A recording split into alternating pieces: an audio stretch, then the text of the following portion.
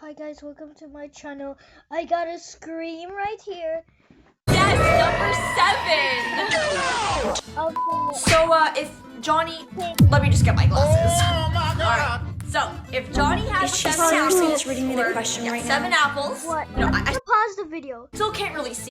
Okay, so I'm literally screaming in my room right now. I'm screaming as loud as I can. And when I do these videos, What if men didn't exist? I can't hear myself. So if you guys say, "Oh, I can't hear the video," it's not my fault. I don't have a microphone. So guys, we're gonna watch the videos. Well, that's exactly what this group of women tried to prove on a private island, only for it to end up completely backfiring on them. You see, a millionaire named Christina Roth bought a private island near Finland and made one rule. Men were completely banned. Women paid thousands of dollars a week just to stay on this island, thinking their life would be a lot better without men. And at first, life was going great. They were doing yoga, meditation, all that stuff. But then after a few weeks, some problems started showing up. The air conditioning stopped working in a few rooms, making it very uncomfortable to sleep. A lot of the island's boats stopped working because none of them knew how to do engine checks. But they still believed they could make it work. Then the final nail in the coffin happened. The internet completely cut off. The women tried to find a technician, but the only ones available were men. And, well, the women began leaving the island one by one. What if men didn't...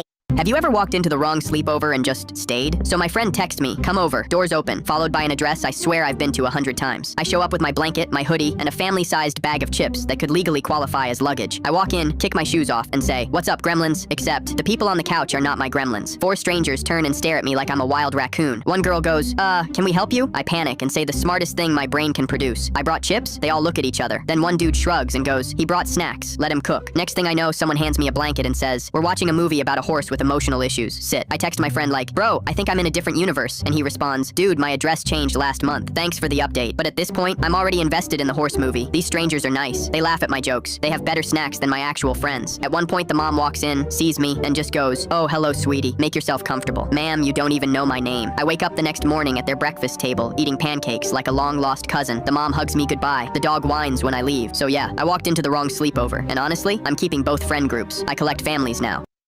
The marble flip it around, wicked, wicked, wicked, wicked. The marble. How long do you think you're gonna hold on for? I don't know. How long do you think you're gonna hold on for? 10 minutes. How long do you think you're gonna hold on for? 20 seconds. How long do you think you're gonna hold on today? I'm hoping that I'll hold on for 7 seconds. How long do you think you're gonna hold on for? 5 seconds.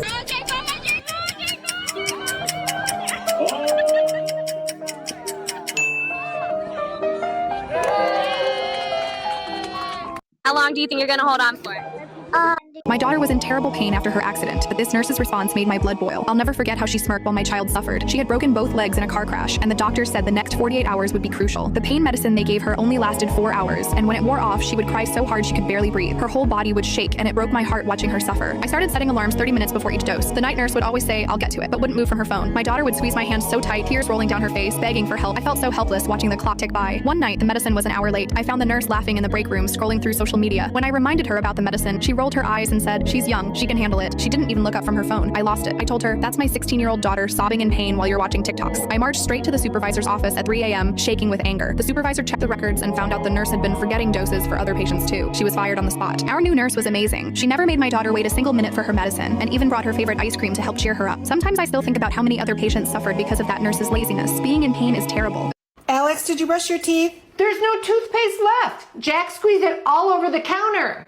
So then guys, sorry to break it to you, but I have to end this video right now. I'm gonna scream. So I have to scream to basically talk to you guys. You guys can't hear me right now. So basically, when the video ends, I'm just gonna say, Alex, did you brush your teeth? There's no... She immediately died after getting struck by lightning. Wait, what happened? Where am I? I'm afraid you got clapped, ma'am. Oh no, where's my husband? I'm sorry, ma'am. It isn't this time yet. He's still got many years to go. I'm so sad. Oh, don't be sad. You've been a great person. You get to go to heaven. Okay, that's good news. Okay, here's a quick spelling test if you want to.